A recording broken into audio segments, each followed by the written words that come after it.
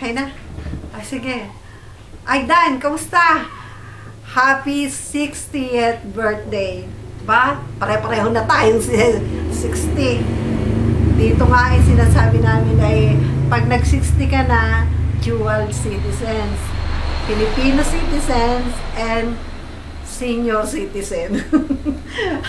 Wow, tayo ay medyo ano na, sinasabi nga,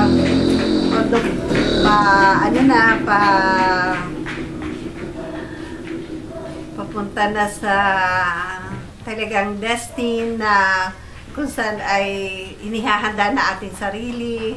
Although araw-araw naman talagang handa tayo pumarap. Life goes on.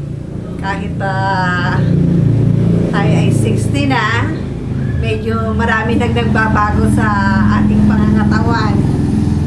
Na yung ating isang malaking sagabal ay yung kalusugan. At salamat sa Diyos, tayo ay nagpapangipangita pa. Kailan ka nga babalik dito? Di ka na namin nakikita eh. Since high school, nung tayo ay last graduation, dun lang ang atin. Hindi nga pala. Tayo ay meron pang graduation ball na napakasaya. Yun ang pinakamasaya sa buhay natin noon. Na first time sa ating mga Secredenians na tayo ay nagkaroon ng graduation ball. Inalaw tayo ng mga madre. Diba? Natatandaan mo? Ay, ang sweet nila. Ay, kamusta ka na? Hindi ka yata nagbabago eh.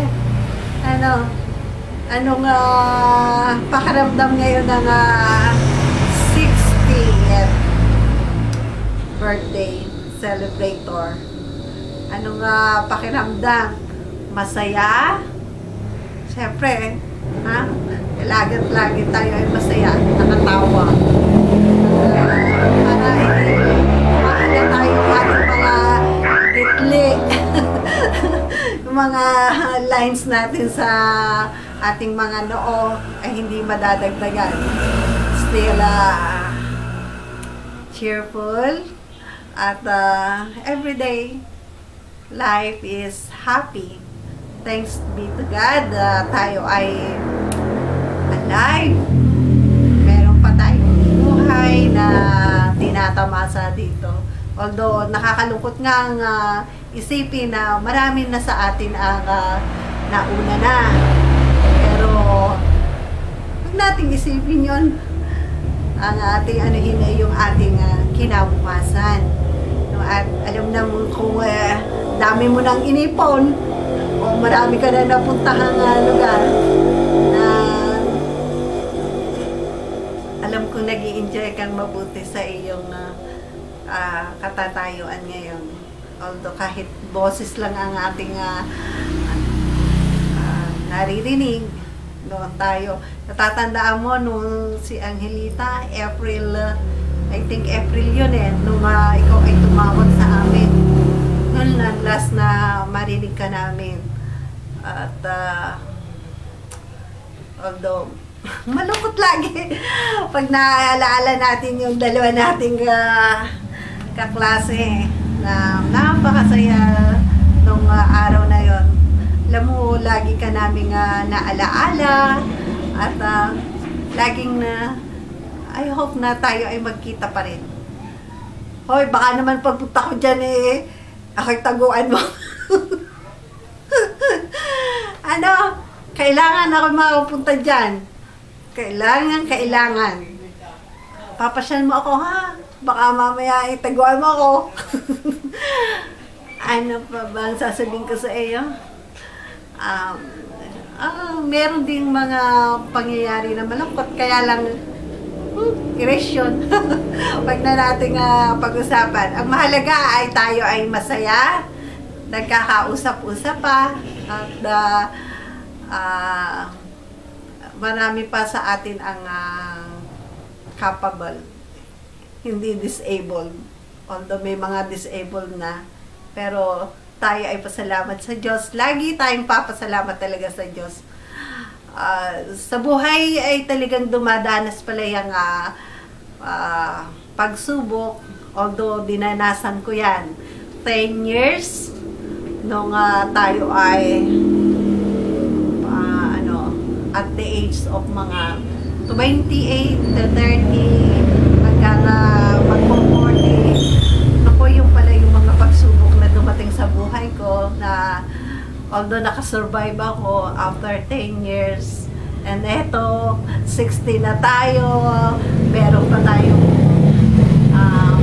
panahon, may mga araw at mga oras na ating panggugugulin. May mga mission pa siguro tayong dapat gawin at mapapasalamat ako sa Diyos dahil yung mga mission niya ay na-accomplish ko.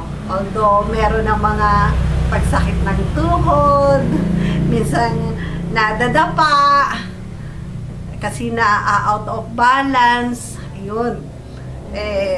Siguro yun ay part ng pagdagdag ng ating edad.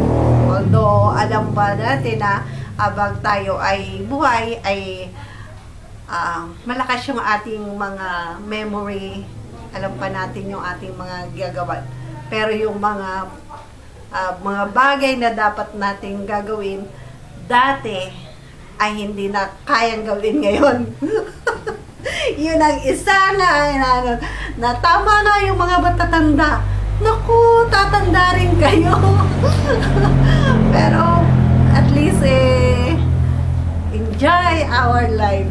At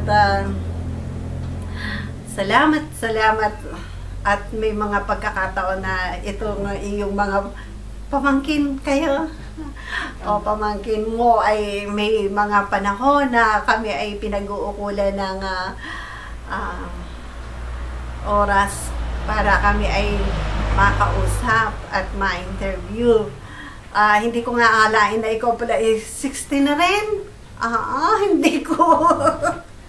Parang feel ko pa tayo ay high school. At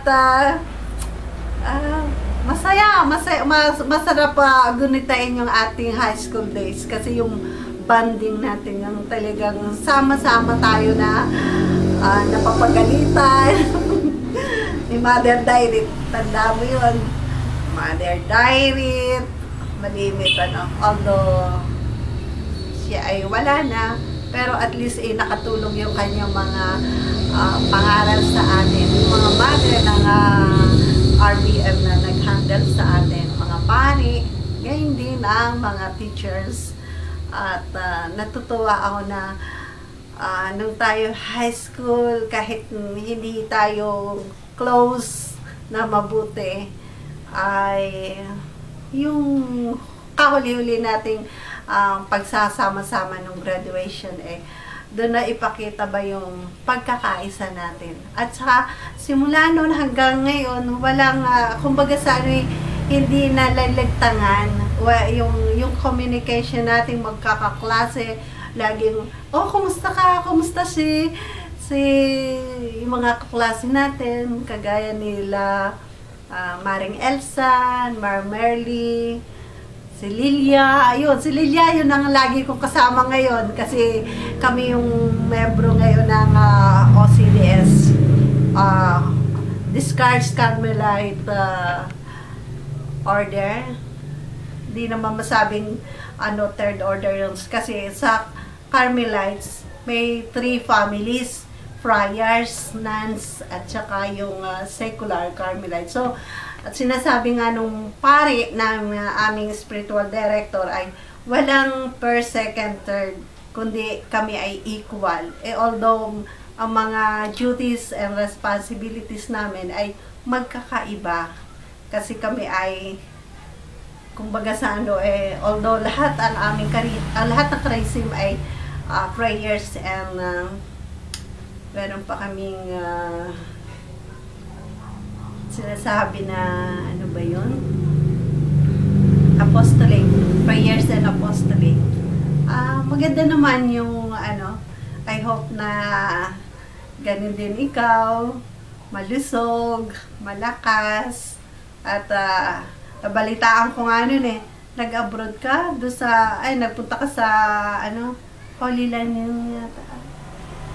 Yun yung sinasabi na siya ay, kaya hindi siya nakatawag agad.